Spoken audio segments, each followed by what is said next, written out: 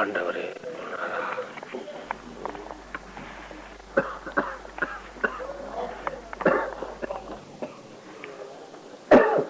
ஆன்ம லாபம்ன்றது என்ன? உனக்கு தெரிஞ்சிருக்கும். நீ அல்பாவிலேயே போட்டிருப்பாங்க, படிச்சிருப்பான்னு நினைக்கிறேன். இருந்தாலும் சொல்றேன், ஜீவகாரணி ஒழுக்கத்திலையும் இருக்கு ஆன்ம லாபம்னா என்னன்னு. ஒரு சின்ன புத்தகத்திலேயே மேல போட்டிருப்பாங்க. உபதேச பகுதிகள், உபதேச குறிப்புகள்லயும் இருக்கு, போட்டிருக்காங்க, படிச்சேன். ஆன்ம லாபம்னா இதுதான் நம்முடைய லட்சியம். சன்மார்க்கத்துக்கு வந்திருக்கு, சன்மார்க்கமாக நம்மளாம் வள்ளலார் காட்டிய சன்மார்க்க நெறியில தன்னை ஈடுபடுத்தி உன்னை ஒப்படைத்து கொண்டு அதை நம்ம லட்சியமா அடைந்து, ஒவ்வொரு மனிதனும் மனித தேகம் பெற்ற மனித பிறப்பெடுத்த ஒவ்வொரு மனிதனுக்குடைய லட்சியமே ஆன்ம லாபம் பெறுவதற்குத்தான் இந்த மனித பிறப்பு கொடுக்கப்பட்டது. ஆனா அதை யாரும் உணர்ந்ததில்லை. ப்ரமோஷன், அதாவது எப்படின்னா மிதமிஞ்சிய கருணையினாலும் தயவுனாலையும் நம்மளை ப்ரமோட் பண்ணி தான் இந்த உடம்பை கொடுத்துருக்கோம். அதாவது எத்தனையோ பிறவிகள், கோடிக்கணக்கான புல்லாகி பூடாகி புழுவாகி மரமாகி பல்விருகமாய் பறவையாய் பாம்பாகி செல்லா நின்ற தாவர சங்கமத்தில் எல்லா பிறப்பும் பிறந்து உழைத்தேன் எம்பெருமானேன்னு மணிவாசூர் சொல்லுவார். அதே மாதிரி ஐயாவும் ஓரறிவு, ரெண்டறிவு, மூவறிவு, நாலறிவு, ஐந்தறிவு, ஆறறிவு என்று கடைசியா ஆறாவது அறிவு ஆகிய இந்த மனித தேகத்தை இதுல பல்வேறு யோனி பேதங்கள்ல பிறந்து பிறந்து இறந்து இறந்து இறந்து இறந்து ரொம்ப அவசர பேதங்கள்ல விட்டு களைப்பு இழைப்பு அடைந்த ஆன்மா. இந்த ஆன்மா பட்ட இன்னலின் துயரத்தையும் கண்டு பெருமான் திருவுள்ளம் இறங்கி இவனுக்கு ப்ரமோஷன் பண்ணி இந்த மனித பிறப்பு அறிவு விளக்கத்தோடு, அறிவு விளக்கமான பிறவி இது ஒண்ணுதான். மன சிந்திக்கிறது அறிவு, ஆற்றல், உணர்ச்சி எல்லாத்தையும் கொடுத்த அறிவு. மற்ற பஞ்சேந்திரிய அறிவு எல்லாம் விலங்குகளோட சரியா போச்சு. ஆறாவது அறிவுங்கிறது சிந்தனை அறிவு, மன அறிவு, புத்தி அறிவு, அறிவு ஆன்ம அறிவுங்கிற அறிவு எல்லாம் அதுல இருந்து 6, 7, 8 அறிவு விரியுது. ஆனா அந்த ஆறாவது அறிவு மனித பிறப்பு. ஆனா நோக்கம் ஆன்ம லாபம் பெறுவதற்காக அவன் ஆண்டவனை தெரிந்து கொண்டு, எல்லா வல்ல ஆண்டவனை தெரிந்து கொண்டு அவனுடைய அருளை பூரணமா அடைஞ்சு அந்த நித்திய பேரின்ப வாழ்வு. இனி பிறவிங்கிறது இல்லை, இறப்புங்கிறது இல்லை. அந்த நித்திய தேகம் பெற்று அந்த நிலையை அடையிறதுக்காக தான் மனிதனுக்கென்றே கொடுக்கப்பட்ட நியதி, இது சட்டம், இயற்கை. அதாவது திருவருள் ஆணை, ஆண்டவனுடைய இயற்கை, ஆண்டவனுடைய சட்டம் புத்தகம் இருக்கு. ஆண்டவன் ஒரு இயற்கை கட்டளை, இயற்கை நியதி சட்டம்னு, அதுதான் அருள் இயற்கை. நான் சொல்றது உலக இயற்கை வேறு, அருள் இயற்கை வேறு. உலக இயற்கை, அருள் இயற்கையில ஒரு சட்டம் இயற்றிடுறான். மனிதனாய் பிறந்தவன் அவன் என்னை தேர்ந்து நித்திய இன்பத்தை அடைந்து பெரும்பலத்தை பிறகு அடையணும். அதுதான் ஆன்மலாபம் அப்படிங்கிறது நிதி சட்டம். அதற்காக தான் இந்த தேகம் கொடுக்கப்பட்டிருக்கு. அந்த ஆன்ம லாபம் என்னங்கிறத ஐயா தான் தெளிவா சொல்றாரு. மற்றவங்கெல்லாம் ஆன்ம லாபம்னு சொல்லியிருக்காங்க, ஜீவன் அடையிற லாபம். ஆனா ஐயா சொல்றாங்க ஆன்ம லாபம்ங்கிறது தான் ரொம்ப பெரிய விஷயம். அதுல எழுதியல்களை படிச்சா அவனுக்கு புரியாது. அதாவது இப்ப நாம நம்ம சொன்ன பாரு, ஆன்மா உள்ள இருக்குது. ஆன்மாங்கிறது ஒவ்வொரு மனிதனுக்கு உள்ள இருக்கு, மனிதனுக்கு மட்டும் இருக்கு, மனிதனுக்குள்ள மனித ஆன்மாக்கள். இந்த ஆன்மா கடவுள் நிலையை அடைகிறது. பெருமான் புருஷார்த்தம சொல்லும் போது கடவுள் நிலை இருந்து மயமாதல்னு சொல்லியிருப்பாரு கடைசியா. அப்போ அந்த கடவுள் நிலையை அடைகிறது. அப்ப ஆன்மாவனுடைய உண்மையான சொரூபப்படி நாம இயங்குறோமா அப்படின்னா இப்ப கிடையாது. உள்ள இருக்கு ஆன்மா. ஆனா எந்த சொரூபத்துல இருந்ததுன்னா மனசினுடைய சொரூபத்துலதான் நம்ம இயங்குறோம். உலக காட்சிகளை எல்லாம் கண்ணு பார்க்குது, காது செவி கேட்குது, நாசி நுகருது, உடம்பு ஸ்பரிசிக்குது. இது மாதிரி மனசு சம்பந்தப்பட்ட விவகாரங்கள்லயே விழுந்து விழுந்து விழுந்து விழுந்து எண்ணற்ற குணபேதங்கள், எவ்வளவோ விவகாரங்கள், இதுக்குள்ளேயே மனிதன் சுழன்று இந்த பிறவியை முடிச்சுக்கிறான். இப்படியே பிறவி எடுத்துக்கிட்டே வர்றான். அப்ப விகாரம், இந்த விகாரமான மனித பிறப்பு தான் இப்ப பிரதிபலித்துக் கொண்டிருக்கிறது. ஆனா அதுக்குள்ள இருக்கு ஆத்மஸ்வரூபம் இருக்கு பேரு உண்மையான ஆன்மாங்கிறது. அதனுடைய சொரூபமே வேறு. அந்த சொரூபம் தான் தயவு. அது தயவே வடிவான. ஆன்மாவினுடைய இயற்கை குணமே தயா பெரும் கருணை. தயவுதான். தயவே வடிவு. அதாவது இறக்கமே உயிர்னு சொல்றாரு பொண்ணு. உயிர் வேறு இறக்கம் வேறல்ல. உயிரே இறக்கம்னா எப்பேற்பட்ட நிலை. அந்த மாதிரியான ஒரு வடிவம் தான் ஆன்மாவுடைய சுரூபம். அது பேரொளி. அது கருணையே வடிவானது. ஒப்பற்ற பெருந்தயவு. அந்த தயா நிலையை பெறுவதுதான் பூரணமாக, அந்த தயா பெரும் கருணையை பூரணமாக அந்த ஆன்மஸ்வரூபமாகவே ஆகிறது. அப்படி ஆன்மஸ்வரூபமா ஆனதுக்கு பிறகு எல்லா ஆன்மாக்கள், உலகத்தில் இருக்க அத்தனை ஆன்மாக்களுடைய இன்ப துன்பங்கள், சுகதுக்கங்கள், நன்மைகள், லாபங்கள், விளக்கங்கள், தன்மைகள், பயன்கள், குணங்கள், விளைவுகள் அத்தனையுமே இந்த ஆன்மாவுக்கு உண்டாயிடும். அதனாலதான் பெருமா எல்லா உலகமும் என் உலகம் ஆயின, எல்லா வித்தையும் என் வித்தை ஆயின, எல்லா இன்பமும் என் இன்பம் ஆயின, எல்லாமும் எனக்குள்ள ஆயின. அப்ப எல்லாமே அவருதான் ஆயிடுது. அப்ப பெருமா அந்த நிலையை பெற்று இருக்கிறாங்க. இப்ப ஏற்பட்ட அந்த ஆன்ம சுரூபமான நிலையை அடைந்து எல்லா ஆன்மாக்களுடைய நிலையே தன் ஆன்மாவில காணக்கூடியதும் அனுபவிக்கக்கூடியதும் தான் ஆன்மலாம். புரியுதா? இந்த ஆன்ம லாபம்ங்கிற வார்த்தைக்கு சொல்லுக்கு இந்த விளக்கம். இதை விரிச்சு சொல்லிக்கிட்டே இருந்தா இன்னும் நான் புதுசா சொல்லிக்கிட்டே போகும். ஆன்மாவனுடைய சுரூபமா அவரது. இப்ப ஆன்மா உள்ள மறைஞ்சிருக்கு. அதுலதான் இந்த திரைகள்லாம் மறைச்சிருக்கு. உள்ள நான் சொன்னால அந்த கருவி கரணங்கள்லாம் மறைச்சிருக்கு. அதுதான் திரைகளா இருக்கு. இதெல்லாம் நீ தூய்மைப்படுத்தி விளக்கிட்டு அங்க ஆன்மாவனுடைய சுரூபமா போயிட்டோம்னா அந்த நிலையா இருக்கலாம். கரெக்டா எய்மு நம்ம ஆன்மாவை நோக்கி போறது. அப்ப இதெல்லாம் கடந்து போகணும். முன்னாடி இருக்கிற வாக்கெல்லாம் தடையா இருக்கு. உள்ள இருக்கிறாரு கடவுள். கர்ப்ப கிரகங்கள் உள்ள இருக்கு. வெளியில நிறைய பிரகாரம் தடைகள்லாம் இருக்கு. இதையெல்லாம் கடந்து உள்ள போகணும். அதே மாதிரி முன்னாடி இந்த தேகம் இருக்கு, தேக வாசனை இருக்கு, கரண வாசனை இருக்கு, இந்திரிய வாசனை இருக்கு, உள்ள இருக்கிற குணபேதங்கள், இதெல்லாம் திரைகளாகும், தத்துவ திரைகளாக இருக்கு. இந்த திரைகள்லாம் விலகி உள்ள போகணும். உள்ள போய் அதனுடைய சுரூபமா அதுல லயிக்கணும். அதுல லயிச்சு அதனுடைய சுரூபமாவே மாறணும். இப்படிப்பட்ட வேலைதான் ஆன்மலாபத்தை குறித்த பணி. அது ஒளி மூலம் எளிதா அடையலாம்னு சொன்னவர் வள்ளலார் ஒருத்தர். மற்றவங்க எல்லாம் யோகம் கடுமையா தன்னை வருத்தி கொண்டு காட்டுக்கு போய் பற்றற்று குடும்பத்தை விட்டு வாழ்க்கையை விட்டுட்டு லௌகீகத்துல விட்டுட்டு தனியா போய் கண்ணை மூடிட்டு தியானம் பண்ணி உடம்ப வருத்தி இருந்தது. ஆனா அவங்க அந்த நிலையை அடைய முடியல. கீழ்நிலையை தான் அடைஞ்சாங்க. ஆன்மாவுக்கிட்ட போக முடியல.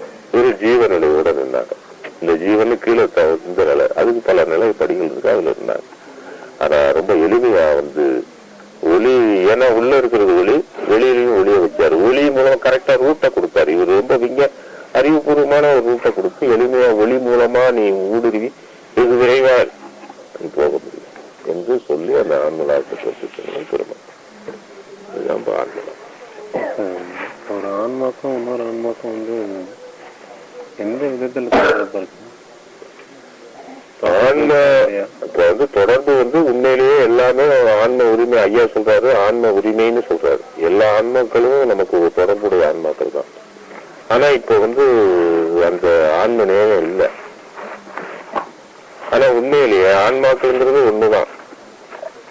இப்ப பல ஆன்மாக்களா இருக்கு. ஒரு சூரியனானது எண்ணற்ற பனித்துளிகள்ல பிரதிபலிக்குதுல்ல, அத மாதிரி காட்சி அளிக்குது. இப்ப சூரியன் ஒண்ணுதான். ஆனா இப்ப பனி பெஞ்சதுன்னு வச்சுங்களேன், அது மழை இலைகள்லாம் இருக்கும், எல்லா இடத்துலயும் இருக்கும். கோடிக்கணக்கான ஒரு பனித்துளியில ஒரு சூரியனை பார்க்கலாம். அது போல தேகங்கள் பல இருக்கு. ஆனா ஆன்மாங்கிறது ஒண்ணுதான். அண்டத்துல ஆன்மாங்கிறது ஒண்ணுதான். அது பிண்டத்துல ஏகதேசம் ஒவ்வொரு ஜீவனாக பிரதிபலிக்குது. ஆனா ஆன்ம நிலைக்கு போயிட்டோம்னா எல்லாம் ஒண்ணுங்கிற இடம் வந்துடும். ஒருமை நிலைக்கு வந்துடும். ஒருமைங்கிற எண்ணம் தான் வரும். வேற எதுவுமே பேதம்லாம் ஒழிஞ்சு போயிடும். எல்லாரையும் ஒருமையோடு பார்க்கக்கூடிய நிலை அந்த ஆன்ம தரிசனம், ஆன்ம காட்சி தான் கிடைக்கும். அதுகிட்ட தயவு தான் இருக்கும். அதுவும் ஒரே நிலையில இருப்பீங்க. அந்த நிலைதான் எத்தனையும் பேதம் வராதுன்னு ஐயா சொன்ன அந்த இடம். ஒத்து உரிமை உடையவராய் உவக்கின்றார் யாவர் அவர்களும்தான் சுத்த சுத்திருவாய் என்பருவார் இடமுறையினார். அதனால எத்துணையும் பேதமுறார் எவ்வுயிரும் தம்முயிர் போல் எண்ணி உள்ளே ஒத்து உரிமை உடையவராய் உவக்கின்றார் யாவர் கேட்கிறாரு. அப்படி உள்ளவன் இடத்துலதான் அருட்பெருஞ்சோதி ஆண்டவர் அவருடைய உள்ளத்துல நடம்புரிகிறார். அவருடைய திருவடிக்கு நாங்க ஏவல் செய்யணும்னு இவர் சொல்றாரு மாதிரி அவர் சொல்லியிருக்காரு. அதனால இதுதான்ப்பா ஆன்மா. எல்லா ஆன்மாவுக்கும் தொடர்பு இருக்கு. ஆனா இப்ப அந்த உரிமை இல்லை. ஆனா இயற்கையிலேயே அந்த உரிமை வழங்கப்பட்டிருக்கு. அந்த உரிமையை நாம அந்த உரிமைப்பட இயங்க முடியாத அளவுக்கு தத்துவங்கள் தடுக்குது. மனசு பேதங்கள் தடுக்குது.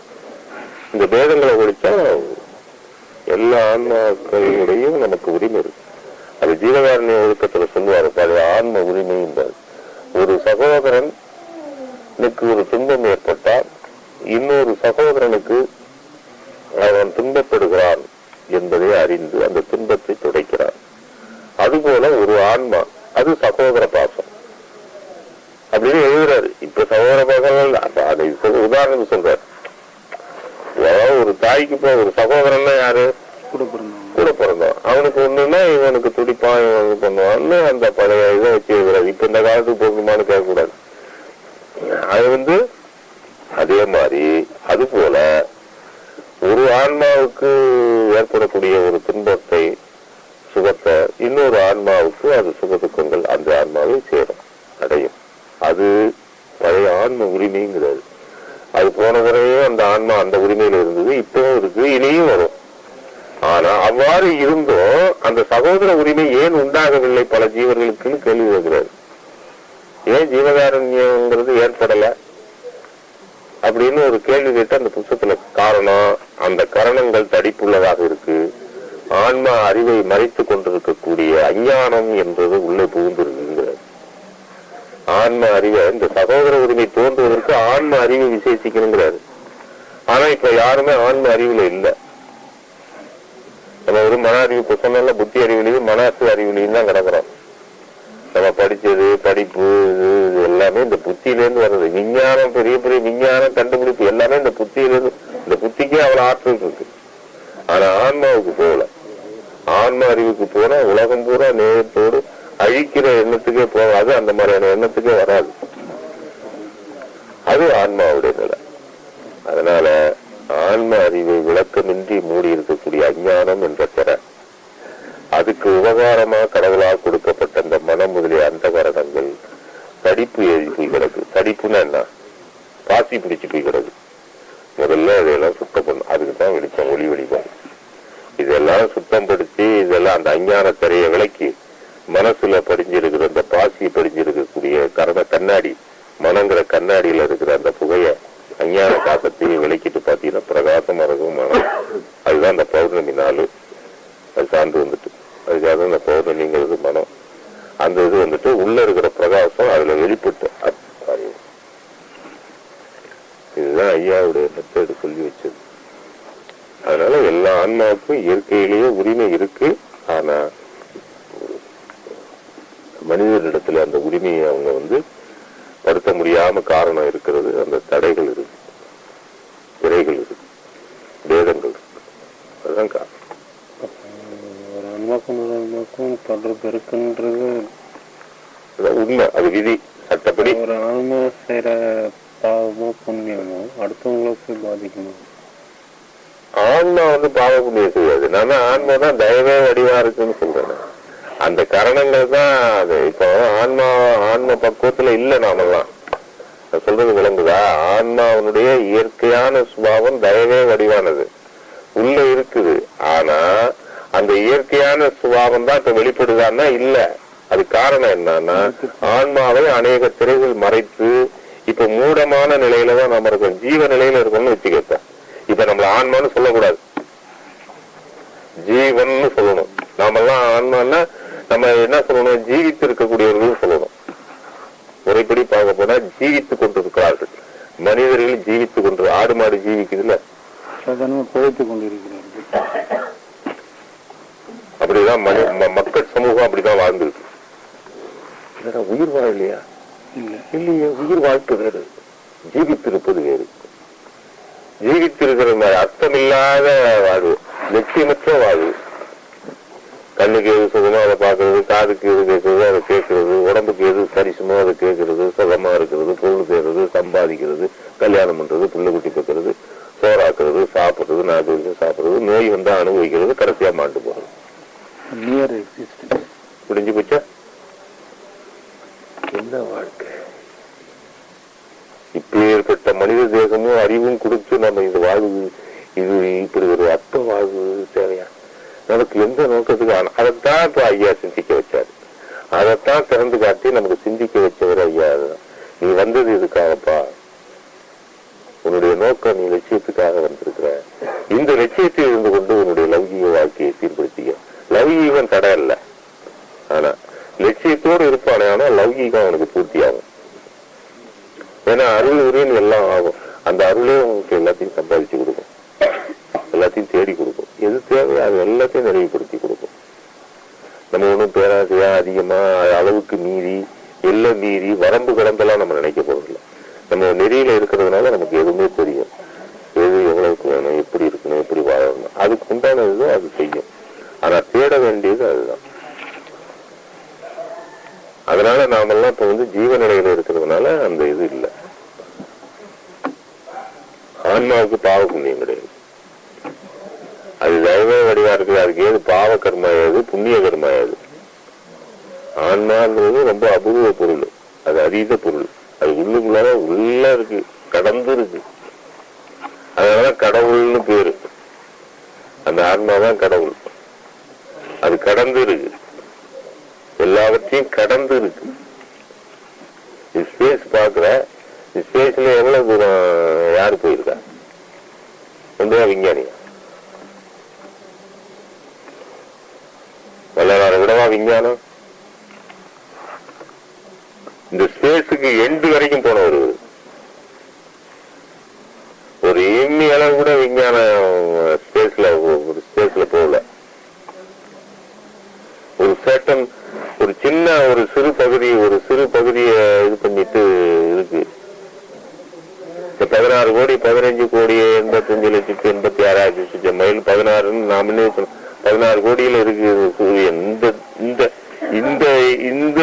இந்த பிளானட், இது இந்த பூமண்டலத்துக்கு உள்ள சூரியன் இதுக்கு இந்த பூமிக்கும் இதுக்கும் 16 கோடி மைல் கணக்கு இருக்கு.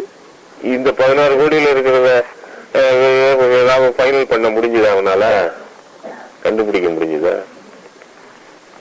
இல்ல போகதான் முடியுமாங்க? அங்க போக வேண்டாம், கிட்ட அந்த எல்லைக்கு தான் உங்களால போக முடியுமா? ஒண்ணும் கிடக்காது. இந்த மாதிரி ஒளி இல்லாம இருட்டு கிடக்கு பாருங்க, அங்க போவோம். எது இருட்டு? சந்திரன், செவ்வாய், புதன், இத மாதிரி இதை சுத்தி இருக்கு. இந்த கோள்களை சுத்தி இருக்கு பாருங்க, இருட்டு கிரகம். இதெல்லாம் சுய ஒளி இல்லாத கிரகங்கள். சூரியன் மட்டும்தானே சுய ஒளி உள்ள கிரகம், அது ஒண்ணுதான். பாக்கியெல்லாம் அதனுடைய ரிஃப்ளெக்ஷன் அதுல இருந்தா சந்திரனுக்கு இங்க இருந்து அங்க இருந்து அது ரிஃப்ளெக்ட் ஆகுது. போக முடியுமா? இது மாதிரி கோடான கோடி சூரியர்கள், இதை விட பன்மடங்கு மிகப்பெரிய சூரியர்கள் அண்ட வெளியில பிரகாசித்துக் கொண்டே இருக்கு.